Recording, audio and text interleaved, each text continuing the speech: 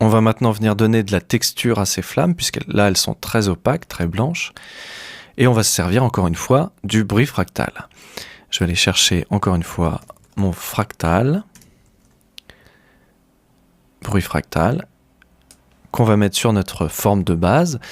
Et pareil, dans transformation, on va décocher l'échelle uniforme.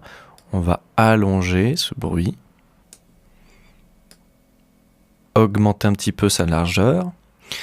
On va contraster encore plus le bruit. Donc je peux monter... plus je contraste, plus je vais avoir des zones très, très sombres. Voilà. Et puis peut-être en luminosité, baisser un tout petit peu. Et puis on va double-cliquer sur le bruit fractal pour ouvrir ces options de composition. Tout à l'heure, on s'était servi d'un masque.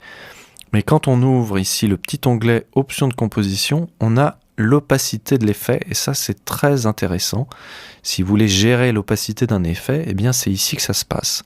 Si je suis à 0, il n'y a aucun effet de bruit fractal. Et si je monte, eh bien j'ai 100% de l'effet. On va réduire à, par exemple, 80%. Voilà. Alors pareil, on a un bruit fractal qu'il va falloir animer. Donc on va utiliser exactement la même expression dans le décalage de turbulence. J'appuie sur Alt.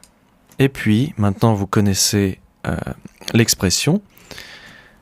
Crochet 0, time, multiplié par moins 1800. Fermez les crochets. Et voilà, on a quelque chose qui est animé. On a un feu un tout petit peu trop défini, donc on va réduire la complexité. On va passer à 4. Voilà. Et puis dans le bruit fractal, on va changer le mode de transfert. On va passer de normal à aucun. Et vous voyez que les contours sont beaucoup plus beaux. Donc ça, c'est un truc très important à changer. En mode normal, on a un petit liseré autour de notre forme. Et en mode aucun, voilà, on va avoir un joli contour qui va s'adapter au bruit fractal.